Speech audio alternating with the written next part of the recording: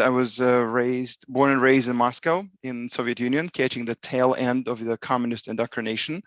Powerful thing. Highly recommend reading about it, not living through it. Part of my mom's family left to the United States in the late 70s, and we applied for the exit visa and waited 5 years actually for the permission to leave the country. In 1994, I was fortunate to escape the Soviet regime and arrived into the US with exactly $500 in my pocket, or to be precise, they were in the sock under my heel because I was afraid the Russian customs will confiscate the only money that I had. With my broken English, pardon me, I found my first job, paying $8 an hour, and with hard work and perseverance, slowly rose through the ranks at different companies. I lived in New York for 9 years and graduated from NYU Business School, worked on Wall Street, and then relocated to San Francisco in 2003 to an absolute delight of my wife, whose family lived here as well, and with our 1-year-old daughter at the time. And then continued working in the investment management industry. In 2019, I left BNY Mellon to attend an executive program at HBS. And with 2 other partners, we launched an Impact Partners Fund. We invest in early stage startups and recently launched a multifamily real estate fund to provide stable income and inflation protection. My wife and I enjoy building communities, particularly for the Russian-speaking immigrants. We'll organize holiday celebrations, often invite people to our house for Shabbat, and enjoy helping new arrivals so they can learn from our mistake and some limited successes. None of us could have imagined what had happened on February 24th of last year. Putin's aggression against the sovereign Ukraine was unheard of. The community was in shock, and we were all glued to our computers and phones, reaching out to family members, to our colleagues, to friends. And right after the war started in February of last year, a fellow VC manager, Semyon Dukach, and his wife, Natasha, and a few friends here in the Bay Area launched a nonprofit called Cash for Refugees. The mission was very straightforward. They would take the cash out of the ATMs, they would take the money, fly to Europe, and literally stay on the border at the border crossings and give out $100 worth of local currency in Slovakia and Romania to the people who would cross the border. People were fleeing. There were thousands and thousands, I'm sure you've seen, crossing the border, and they would literally go to the ATMs in those remote countries and try to give out the money. Just maybe if I can share the map of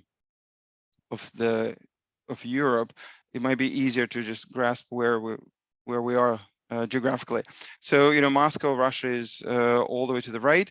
You have the Western Europe. You have Sicily right down here, where Anastasia is going to be next week. And the Ukraine is positioned on the eastern side of Europe, right? It is surrounded by Russia, obviously on the right-hand side, on the east side. Then you have Belarus up in north, and then Poland, Slovakia, Hungary, Romania, and so forth, and then the Black Sea down south. So what they would do is they would fly to Slovakia or Hungary, Romania, and they would literally stand on the border crosses. So my initial plan was to fly there. I've applied to be part of the program. And this was our plan actually of what I was supposed to do. We would meet I would fly in Krakow, would go through these cities, and these are the crossings. And that was, Vyshny and end up in near Košice in Slovakia. That was the plan for me to actually help Cash for Refugees. In March, I offered to volunteer a month after the war ended and flew out there. I purchased my tickets to arrive in Prague, meet a friend who was running another operation from there, and proceed to the border. However, after spending 3 days in Prague, meeting Ukrainian refugees and hearing their stories and building a network of contacts inside the Ukraine, I contracted COVID and was locked in my hotel room for a week. So my brother took my spot. This is my brother. And he went on a mission instead of me taking care of all the refugees that were supposed to meet there. Now, what happens next is I am stuck in Prague, and Prague was actually quite exciting because Prague was very, very supportive of the crisis. Naturally, there are a lot of people who are supporting Ukrainians who are coming, crossing the western border. So you can see the central square. You see all these Ukrainian flags, and this is literally a month after the war started. It was everywhere. It was very, very exciting. So what I started doing is I continued meeting with refugees. This is a family, 2 kids. The parents, stuck them in the car and drove as fast as they could from Kharkov when the bombardment started. This little boy was playing chess about 10 hours a day because his parents did not really want him to see the war happening outside. And he was so sick of chess by the time he got to Prague. He was like, okay, I'll show you my medals, but can we just not play another game? I really want to see what's happening outside. We're on vacation. That's what he was told by his parents. But it was really hard. He was playing chess on his board in the car. He was playing on an iPad, but really got sick of chess after 2 weeks of traveling. This was another set of refugees. There's 2 guys. This is a kickboxing champion, 3-year kickboxing champion in Ukraine. They escaped and were training. This is his girlfriend. She's also an athlete. They were training in Prague and just really were very, very sad of what's happening with their parents. And when I asked them, do you think your parents will come here, join you in Prague, and will they be able to escape? And they looked at me funny and they said, oh, our parents are really old. I don't think they're going to be able to make it here. They've decided that they're going to stay in Kharkov. They unfortunately will probably be under bombardment. Unlike these kids, they don't view this as a vacation. They probably will stay there. And then I said, so wait, but how old are they? And their response was, they're almost 50. This is it. The life is done for them. And I didn't know what to answer because I turned 50 this year. So it was a little shocking. I really had no words. And then this is what the families looked like. When they traveled out of the country, they would pack their cars with as much stuff as they could. And this is a lucky family that had a car. So we're meeting them in Czech Republic. They would come. The mother was in the wheelchair. The daughter was a professor at Kharkov University teaching math. This is her father. So what we would do is we would, essentially rent an apartment for them and allow them to stay there for a day or 2, and then sign up the papers. Okay, before we go there, let me stop for a second to share. And again, as I mentioned, I contacted COVID and couldn't leave after the first couple of days. So my work was really focused on setting up all the logistics from the hotel room. We were organizing the drivers. We would hire the drivers in Ukraine who would take the supplies that we would provide from yes, he's actually Sergei Lubensky was Tony. I'm glad you recognize him. He worked at First Republic Bank with my wife, so he's a friend, and I worked with him for a month in Prague when I arrived. The long story short, what we were trying to do is we're trying to find the drivers who would take the supplies that we're providing from the border, western border of Ukraine, and drive across the country to Kharkov, to Kiev, Chernihiv, and so forth, deliver the supplies, and then come back with the refugees. We were mostly helping families that couldn't really get on the bus or couldn't get on the train, either with small children or with disabled parents. Somebody who needed blood transfusions will organize their stops throughout the way in Ukraine so they can continue with their health issues. Some of them came with animals. We had a family who called in that said, we're traveling, we're 2 kids, 2 adults, 1 grandmother, and then we have animals. We said, okay, sure. Do you have a dog or do you have a cat? They said, well, we have 2 dogs and we do have a cat, but we also have 3 rabbits and we have a goat. And we're not going to leave them behind. These are part of the family. We need to find a ride for all of them. So that was actually one of my first assignments, to find a driver with a large enough car and find a hotel where they can stay in Romania to come with a goat. And ultimately, we actually did succeed and found a resort, summer resort, where the rooms were outside, almost like a motel, where they could bring their animals and stay there. It was fantastic. Janice, sorry, you're muted if you were saying something. Okay, so my team was very supportive. When I contracted COVID, I was provided all the necessary supplies to treat it. As you can see, all the different flavors of chocolate were presented. Well, we did have, some vitamins as well, but this was my, biggest medicine cabinet. And then after, this was actually my room in Prague. My desk, and I had computers and connected to the screens. We did set up an office. We rented, several rooms actually in a hotel. Some where the refugees were staying, some where we were staying. In one office was a command center.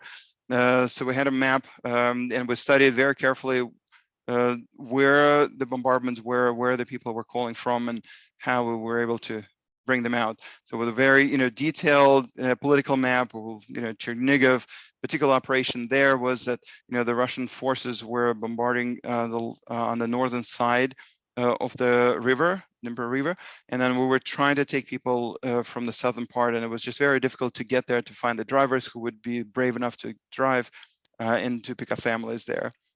Now, in addition to obviously taking people out, we were in contact with maternity wards, with hospitals, and what they would do, they would send us lists of supplies that they need. This is in Russian. I don't expect all of you to read it, but these are literally a list of different medical supplies that they needed, and how many of each they would require. And we would go to either in Poland or in Prague, in Czech Republic, or even in Western Ukraine, try to obtain all these necessary medicaments and then the food supply, and then ship it over. And then the difficulty in Prague was that we couldn't just walk in and use a credit card to pay for it. They required some form of an organization to purchase all these supplies. Unlike in America, there's a fairly regiment, fairly difficult regiment in Prague to be able to purchase that. So we actually opened up a nonprofit organization in Prague, set up their banking accounts, registered the company, and we're able to do it this way. Then we also bought a bunch of food, and we would ship it. This is one of the videos. I don't know if the audio is playing. Tony, could you give me a heads up if you can hear the audio?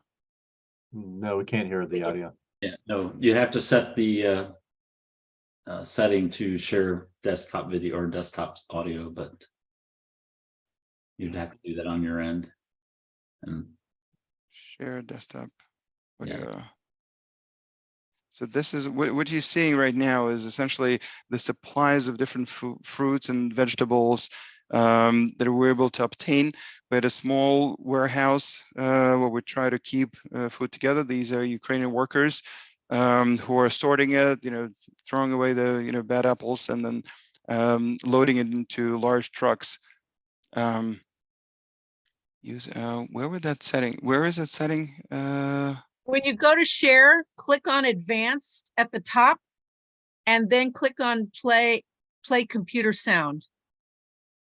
Advanced.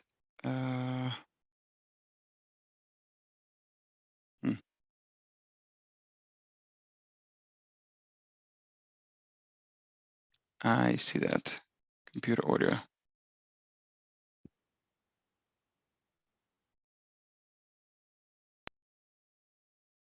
Okay, so let me just try it one more time.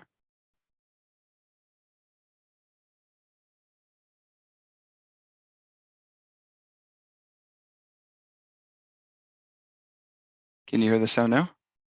no, still don't No. hear it. Yeah, okay. We should do that offline. Anyway, yeah, we'll do that next time. This is a delivery on one of the territorial defense force. We wouldn't necessarily work with the active combat soldiers, but you can see that there's a plane parked here, and as you can probably tell, this is not an airdrome. This is an airport. This is, these are garages. So what they would do is they would actually move the airplanes away from their airports and park them in some odd places so that they will not be destroyed by the Russian forces at the very, very beginning of the war. So we would deliver food and medical supplies again to territorial defense and then to orphanages. I'm sorry that you can't hear this audio, but anyway, so the kids are getting food and they're sending us video controls that the food is actually delivered. A lot of corruption, unfortunately, happens in Ukraine, so we needed to make sure that things would be delivered. The next step was to obtain the bulletproof vests, and the vests actually have very different qualities, as I learned as we were procuring them. We needed to make sure that the vests that we're getting will be actually bulletproof enough for the territorial defense force. So we would go and look at actual shooting into the vest and examine the shrapnel that will be dispersed from shooting, and then look at the devices that they will use to put rubbers on top of the metal plates to make sure that it wouldn't hit the soldiers. Then I had to try it, and I had to do some push-ups in order to make sure that they're not too heavy, and they wanted all the videos to be sent.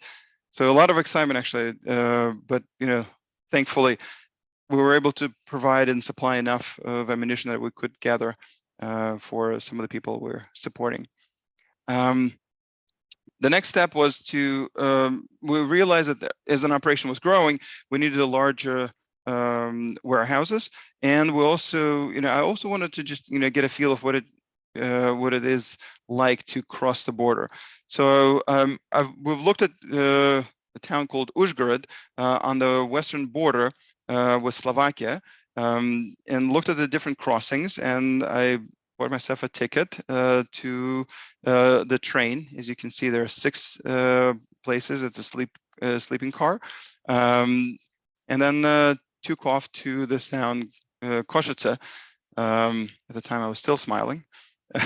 Came to Košice, and I was met with a lot of volunteers, actually, just like in Prague. Pretty much on every train station or every large train station, there were a lot of different volunteers, which was super exciting. People were helping, people were answering questions, they were speaking in all the different languages. As you can see here, I can speak Ukrainian, English, and Russian. This Alexander volunteer, and it was amazing to see all the support that Europe provided to the Ukrainian refugees. I was met by a fellow Jewish Chabadnik, one of the members of the supporting crew in Slovakia. He drove me to the border, and then we passed some of the Russian tanks who were actually providing support against the Nazis, and now have very different meaning and very different kind of feel for their display. We came to the town of Uzhgorod. This was the last kind of location on the Google Maps that I sent to my family. And then this is the customs. The note says, customs without corruption. Please stop corruption. It's literally on the booth where you're checking in, when you're giving a passport and you're checking in. So the corruption is so prevailed there that they felt the necessity to put the sign outside of the booth, right? So that people will not be giving bribes to the custom officers. And these are the couple of camps as you walk outside and inside of the Ukrainian border. Some of the Red Cross, some of the Israel Aid, and various checkpoints, would provide hot food, because remember, the war started in February, and the people who are escaping are going through, fairly severe winter climate. So again, this is just the crossing, Vershny Nevetsky, and again, more tents coming from the Slovakian side and providing the help and support for the refugees that are crossing the border. There are a ton of stories that I can share with you. And I think one story really stood out, and I want to focus on that. Honestly, I can be speaking for hours, and I know we don't have time. In fact, meeting manager Craig, how much more time do I have left? 5 minutes? I think you're good for another 6 to 10 minutes. Okay, got it. Perfect. So let me transition. Again, a lot of stories of drivers going into the mission, and then literally as we speak to the drivers, we'll hear the bombardment, we'll hear the rockets flying and landing. And one of the really sad stories was when we sent 4 drivers for a fairly large family to be evacuated with a number of their siblings and with grandparents. And as we're speaking to the driver, we hear the shelling. They literally parked on the side of the road. They docked into the woods, and we were continuing speaking. And then 20 minutes later, when they called back, the driver reported that 2 of the 4 drivers were actually killed. And they're sending us footages, showing us the videos. And it's really hard, for someone who is, we're working on a nonprofit. I'm not there physically to help them. I can't really do much. We hire them to come out and to bring people. We hire them from the western side of Ukraine, where there was very little bombardment. And unfortunately, the 2 drivers, perished. So it was, a lot of, sort of good times when we talk to parents, when we talk to refugees, where people are escaping, where surviving, and some of them did not make it. Unfortunately, the casualties are very, very high. One family, we're going to talk about Milena. Milena and her family lived in Mariupol with her mother and grandmother. Their house was destroyed a few weeks into the war, and they were hiding into the basement for 30 days. Her family was taken to the Russian infiltration camp near Donetsk, and then they escaped it by claiming that Milena's relatives lived in Makiivka, a small village northeast of Donetsk. And that was the time when Milena contacted me in Prague on March 28th. They were able to find a bus and a taxi and move through the Donetsk National Republic to cross to the Russian border, and finally made it to the Rostov-on-Don on March 31st. So Rostov-on-Don is, if we go back to the map for a second, is actually in Russia. So the Ukrainian border is right here. This is Lugansk, this is Donetsk. Mariupol is here, so they lived in Mariupol, and they were taken to Donetsk to the filtration camp, and then escaped. Makiivka is just northeast, and then they were able to cross the border and make it to Rostov-on-Don. With the help of my Russian friends, who naturally prefer to remain anonymous, we rented an apartment where they stayed for 3 days. Note that I couldn't pay for the apartment, and because they wouldn't accept the American currency or Visa card. So I had to find a different way to transfer money to my Russian friends in Moscow, and with all the stories around it. And then we purchased tickets for the family to travel to St. Petersburg. So they went from Rostov-on-Don, they traveled all the way north through the entire country to St. Petersburg, right here. They were very afraid, obviously, because they don't have any Russian passports. They don't have legal papers. They stayed with a friend in St. Petersburg, Anna's friend, another member of our team. They stayed in the apartment for a few more days and then moved to Tallinn, Estonia, crossing the border out of Russia and feeling very safe. Once they got to Tallinn, they went to the Ukrainian embassy to get international passports, and were told that they needed to obtain them in Ukraine. So they were sent back all the way from Tallinn after having done this trek through Russia and out. They were sent back all the way to Kiev and then later in Lvov to get their passports, to complete astonishment and demise, obviously. Then later they traveled to Budapest and then Madrid, and then finally flew to Mexico. So I was working with Milena without really knowing how she found me and what happened. And but the exciting thing happened about 2 months into this whole operation. I met with Ken, who is present in our Zoom session today. Ken knew Milena from for a few years. I'm hesitant to say how many. I think over 10. And Ken is actually part of the crew that was making a movie about Milena. So Out from the Ashes is the film, the story of survival during the Ukrainian war. Unfortunately, since the audio is not working, it would be silly for me to try to play the trailer, but I'll send you the link to the Zoom chat. And I invite you to watch the movie and watch the trailer and await the movie. So Ken is a writer, and he works with Brandon Catcher and Suzanne Atherley as the producers. They are actually putting together the whole story of how Milena's family traveled through all these different countries. Extremely captivating and very important movie, I think, documentary. So if you're interested in participating, you can watch the trailer. You can support the movie to spread the word about the struggles of the Ukrainian people and gather the support. Or you can also join the Impact Partners, the fund that we run, where we strongly believe in philanthropic capitalism. I came from the country of shared values and really believe in helping others. But I think that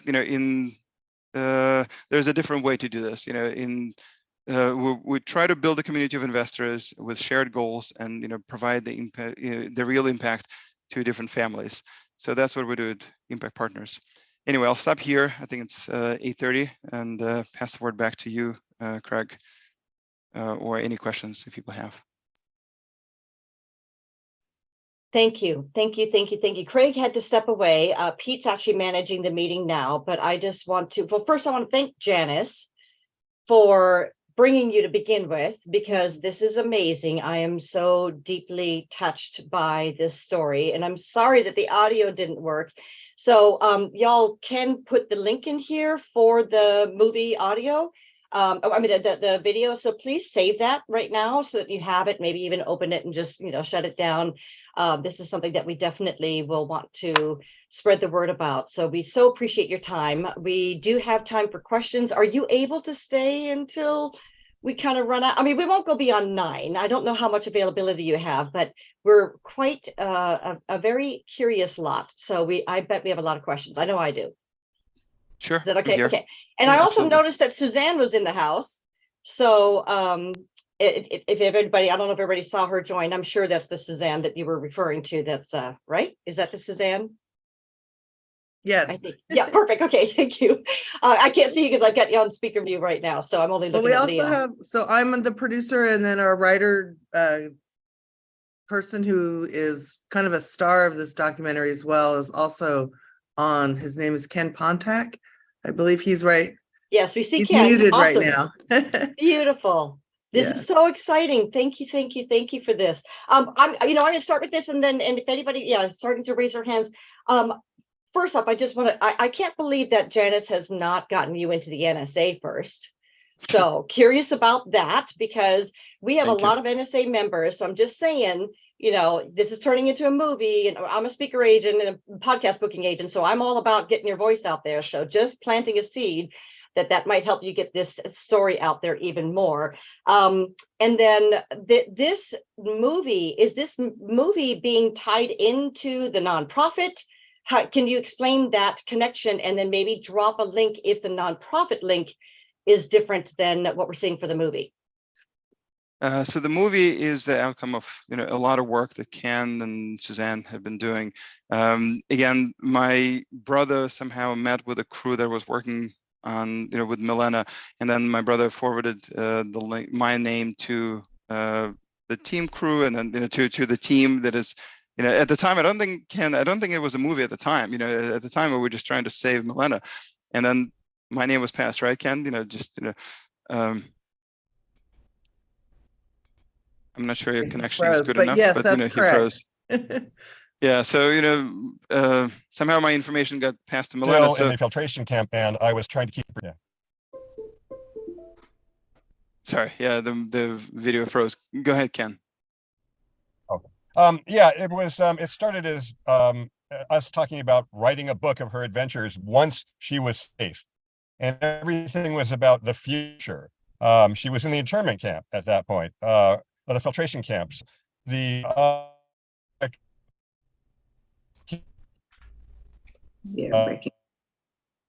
And you're freezing.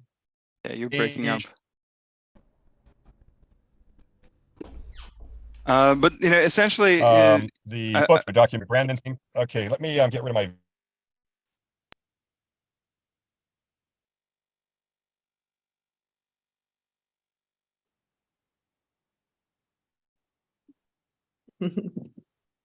Ken is on the move. Ken is always on the move.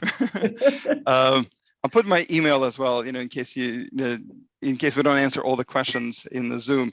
A nonprofit that existed in Prague, I don't think is in action anymore. I think that was shut down because we left the country and there was no need for it. Cash for Refugees, I'll find a link as well and post it. They continue to operate. They've raised over $2 million and distributed last year alone to the refugees crossing the border.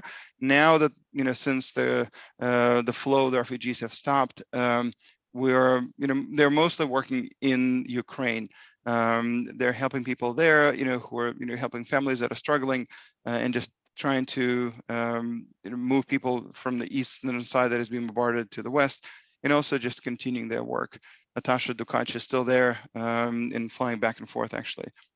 Can you hear me now? Yeah, Tony, you have your head up, and I think, actually, sorry, Janice was, I think, first. So first of all, thank you so much, number one, for going there, but thank you so much for your bravery. I'm not aware of very many people that would fly and risk their own lives to help others. Of course, that's a tenet of Judaism and many religions, is to do good for other people. And you really went to the ultimate degree to do that. And I appreciate that so much, given our collective history of people trying to escape persecution and war over the centuries. It's one thing to get people out, and I think Ken Pontac was alluding to this. It's one thing to get them out and get them safely across the border, but then what? And the work has to continue to help them build new lives. I assume they barely had enough money just to buy supplies for a month or eat for a week or a month, and then find a new place to live, a new house, a new job, a new way to support their family. So that would also be of interest. And I'm assuming that the documentary will go into what is happening from the moment they arrive to their new country. And do they want to stay in the country they've landed at, or would they rather go to America or some other England or some other Western European place? Or do they want to stay in the place they've coincidentally been placed at for escape from the war? And I think there's so many issues that have to be brought out, which I assume you're doing with the video. Janice, you actually mentioned a very interesting point. So I was absolutely shocked. What would help the people escape from the war areas that moved to the Western Ukraine, that cross the border, that come to Poland or Czech Republic or Germany, and we'll say, well, we have visas from University of Chicago, for example, for anybody who has a PhD who's been in teaching position. They were willing to hire and transfer. They'll pay for the tickets, they'll pay for the housing, they'll invite them to come. And the family that you saw, actually, this young lady, she has a PhD and she'd been teaching, and she looked at me really funny. She said, wait, I'm going to go there for a month and then fly all the way back? I mean, it doesn't make any sense. And I said, no, you don't have to fly back. You can stay there. They're offering you a position. You'll be there for a year or two and then continue from there. And she just could not comprehend that. She said, no, I need to be back in Kharkov. I need to go and rebuild the city and teach in my university. And there was a reaction of so many Ukrainians who really just, did not want to move to Germany. It was too far from the border. They wanted to stay in Poland. They wanted to stay in Czech Republic. They thought the war is over, I don't know, in a week. And we're going back, we're not staying here. They were so optimistic to really, rush back. There was a lot of solidarity with people who stayed and who were fighting the war. It was just tremendous. The second point you made is, now what do we do? My wife and I both actively involved with the families here that made it to the US. My wife ended up going to Mexico, to the border crossing with Mexico, because that's where a lot of Ukrainians would fly in and cross the border. She helped, with paperwork and organizing people and sending them to their destinations. And then, people who landed here in San Francisco in the Bay Area, we continue to take care of them. We continue to try to find a job for them, trying to supply them, run the campaigns to, raise, funds to give them the necessities. And the money that is being raised for the movie right now is essentially to publicize the story and to really bring it not just from the pages of the New York Times or Economist, but actually see what happened to the real family. So I think the movie is I think it's really well done. I've seen the first draft and a number of copies, and I think Ken is doing a great job with Suzanne. So worth watching. At least if you can see the trailer. Yeah. Tony, please. Yeah, thank you. I don't have a questions per se, but last year when I was on the Camino, somewhere outside of Pamplona, my daughter and I stopped at a bar, albergue there, and we're talking with the people running it, and they didn't have Spanish accents. And I'm going, oh, we said, oh, so where are you from? She goes, oh, we're from Mariupol.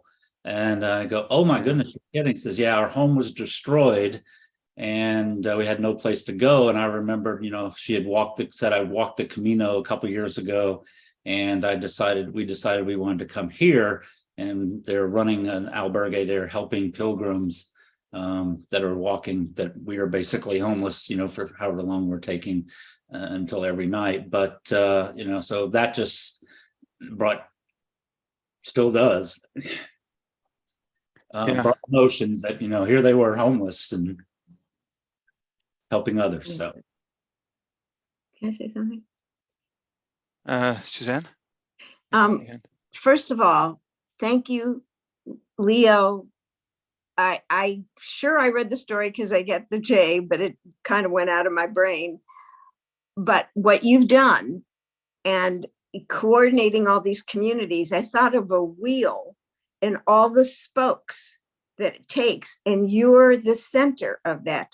So I don't know if you thought of this, Leo, but you spoke to me last night, and you know that I would give you homework. I think that besides the movie, Leo, your story of what you did, where you came from, and I think I would just say, Leo, you talked about relatives that left the Russia in the 70s. That is where San Francisco's played a really big part. If you remember, our friend John Rothman worked, and I remember it, I lived here, Free Soviet Jewry. So because those people were able to leave due to a lot of efforts, a lot centered from San Francisco, you could, I guess it's called the chain migration. And I guess what I want to say is all the crap that we read about refugees and the people who are so opposed, we need to rethink that. Leo, you were a refugee, you left. Yes, you had your engineering degree, but you worked for $8 an hour, and look where you are today. And that you did and I'm going to say this, the Lador you did from one generation to the next. And all I can say is this is amazing. But my question is, did you work with Hayas at all? So Hayas was a big part of my actually refugee story when we came to America. Hayas with the Hebrew Association for Immigrants. Hebrew American Immigrant Society. So they were very instrumental when we arrived. In fact, one of the representatives met me in JFK and handed me the $8. He said that should last until, that should last for 2 days, and then you're going to come to Nayano office, and then we'll do the paperwork, and you'll get regular stipend and so forth, and English classes that I was attending. So those they were very involved in the Jewish immigration. I haven't seen Hayas as actively involved with the Ukrainian refugees, but they definitely helped with some of the Jewish refugees who were leaving the country and coming to Israel, for example. Israel Aid is another organization that my brother was working with, who would set up the tents, and they will kind of filter people out and say, we can take you into Israel, we can absorb you quickly. So there's definitely a lot of support. One of the interesting points, and again, this is not to a certain detriment, but when I met with, there are a lot of Ukrainians who live in the Eastern Europe. who lived there for years, either in the service industries or even some, established entrepreneurs and small business owners. So when I met with the refugees and I said, so where's your Ukrainian community center? Because I'm so used to JCCs, the Jewish community center. Every country I go to, there is always, it's either near the synagogue or it's somehow connected. In fact, the word synagogue in Hebrew is Beit Knesset. It doesn't mean the house of prayer, it means the house of gathering. So the prayer is only a small part, unlike in America, where the temples are mostly used for services, for praying services, and for holidays. In Europe, a lot of the synagogues are used for a house of gathering. People come, somebody needs a job, somebody needs to stay overnight, somebody is marrying the daughter.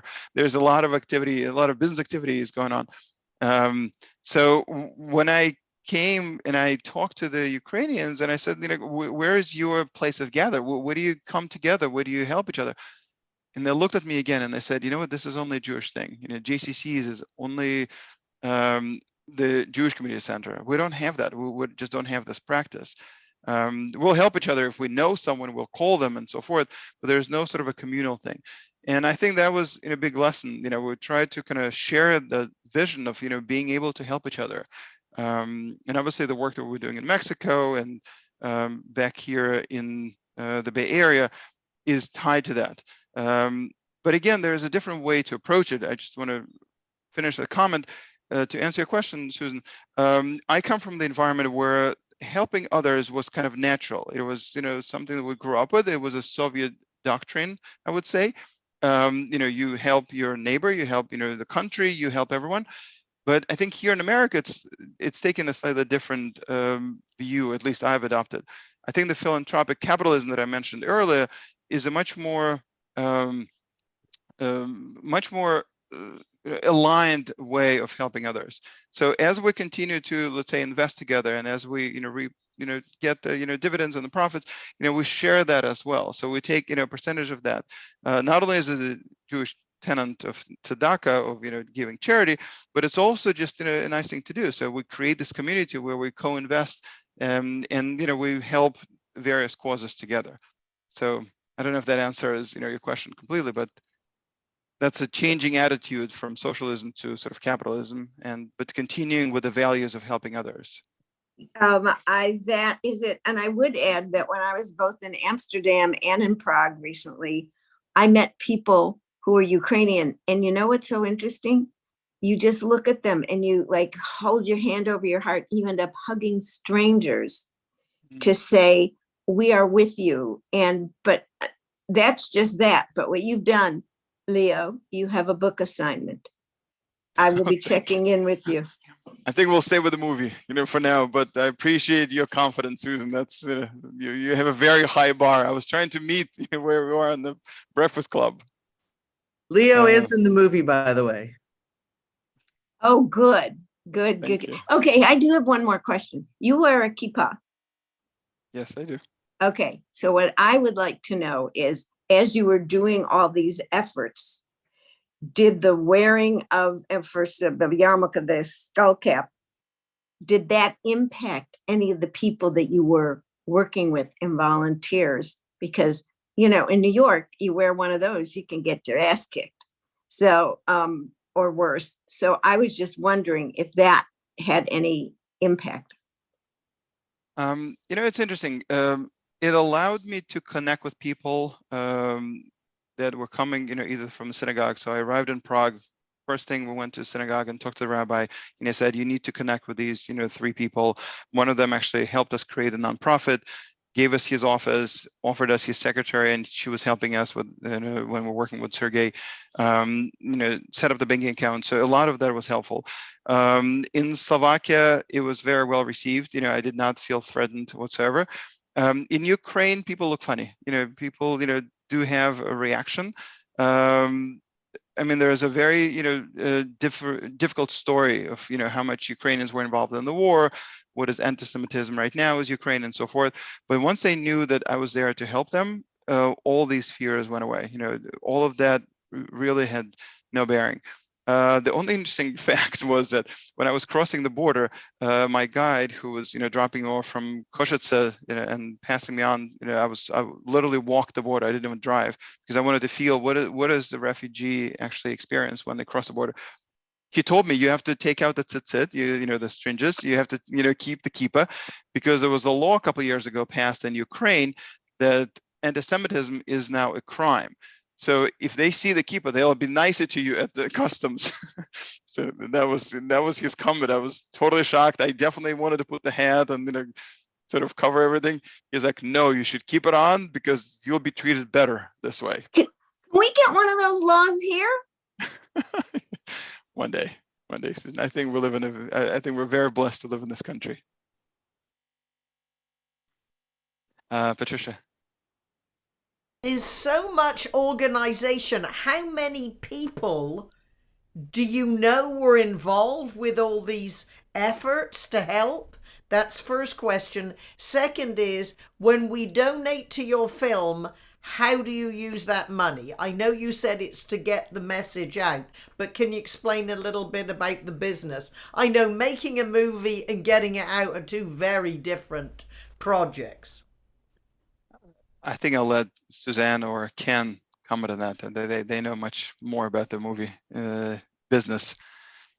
Go ahead, Suzanne, it's Ken. all yours. Oh.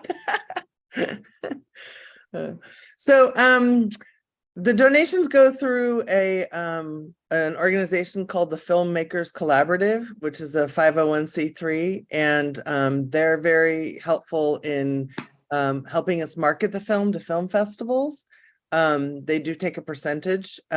So the money that we do raise now currently, we need to finish the film, and there's a lot of animation and finishing work that we still need funds for. And we also need funds for marketing so that we can get a marketing agent for film festivals.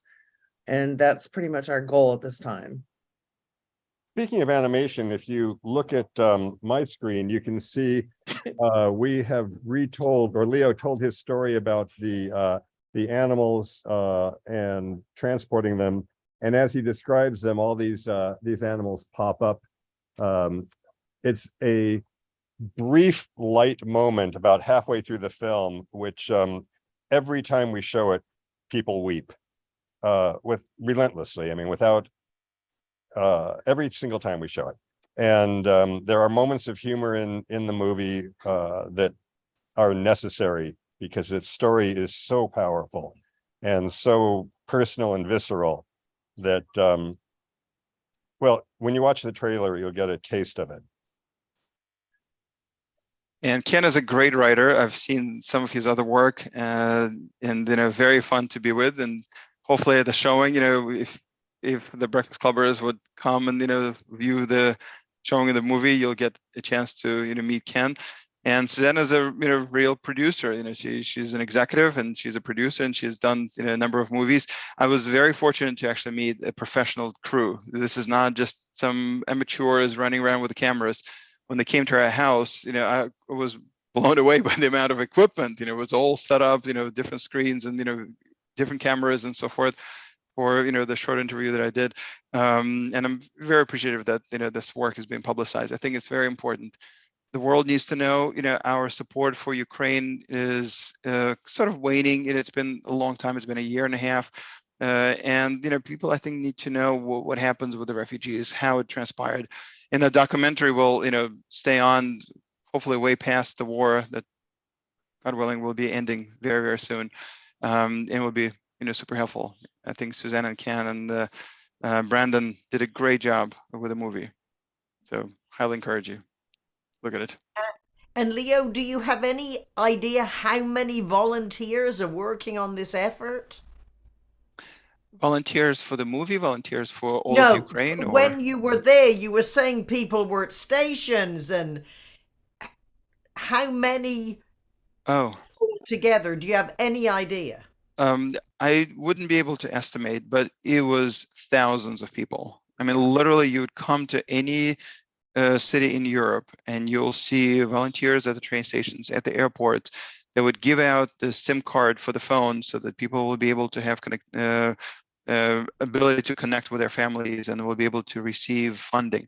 They'll get alerts. They'll announce where different centers are that you can come and sign up. You'll get all the travel was free for refugees all throughout Europe during the months that I was there. Even attending museums was free, which was amazing because you think that okay, fine, so you feed them and you provide shelter and then you give the tickets to travel, but they're kids. There are like a lot of children and just even adults. There's just the moments of this coming back to life. I remember in our group somebody said, why are people posting these pictures of their, I don't know, beautiful sunset or beautiful sunrise somewhere in California? Like, why would you do this right now? People are dying.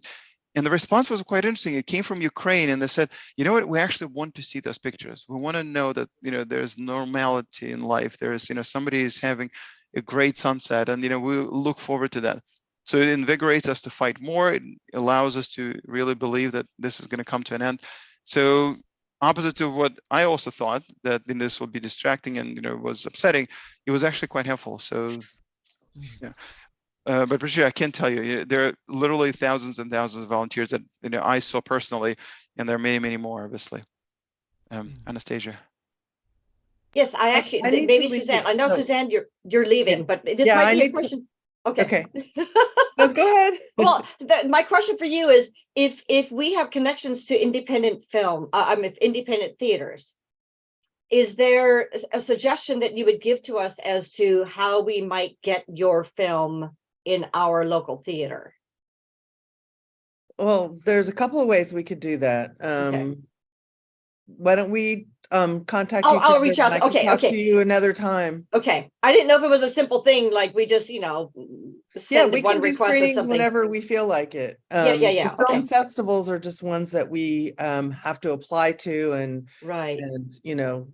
do an entry fee and get on their roster so that it gets a bigger audience than us trying to get our friends and family to come to a theater. Yeah, got it. Okay, thank you. And Thank you, everybody, and Thank you. okay, thank you, Sue. Thank you, Our Suzanne. friend Craig Harrison is involved with the high level of the Jewish Film Festival here.